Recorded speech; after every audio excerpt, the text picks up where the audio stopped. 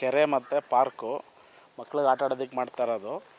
ಕೆಲಸ ಕಂಪ್ಲೀಟ್ ಆಗಿಲ್ಲ. ಆಗಲೇ 3-4 ವರ್ಷದಿಂದ ಕೆಲಸ ನಡೀತಾ ಇದೆ, ಕಂಪ್ಲೀಟ್ ಆಗಿಲ್ಲ. ಮತ್ತು ಇದು ಬಂದ್ಬಿಟ್ಟು ಸ್ಕೂಲು ಮತ್ತು ಕಾಲೇಜ್ ಮಾಡಬೇಕು ಅಂತ ಹೇಳಿ ಪ್ಲ್ಯಾನ್ ಹಾಕಿರೋದು. ಇದು ಕಂಪ್ಲೀಟ್ ಆಗಿಲ್ಲ. 4 ವರ್ಷ ಆಗಿದೆ. ಯಾವಾಗ ಕಂಪ್ಲೀಟ್ ಮಾಡ್ತಾರೆ ಅಂತ ಗೊತ್ತಿಲ್ಲ. ಮತ್ತು ಇನ್ನೊಂದು ಮೇಯ್ನ್ ಸಮಸ್ಯೆ, ಪ್ರಾಥಮಿಕ ಆರೋಗ್ಯ ಕೇಂದ್ರ ಇಲ್ಲ ಇಲ್ಲಿ.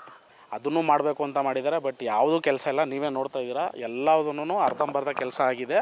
ಅದರದ್ದು ಸಮಸ್ಯೆ ಇದೆ.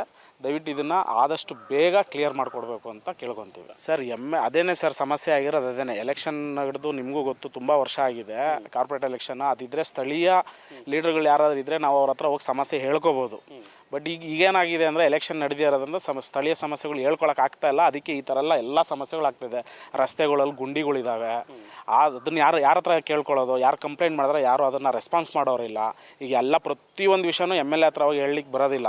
ಈಗ ನಾವಿರೋದು ಇಲ್ಲಿ ಸ್ಥಳೀಯರು, ನಾವೋಗಿ MLA ಹತ್ರ ಏನಂತ ಮಾತಾಡೋಣ?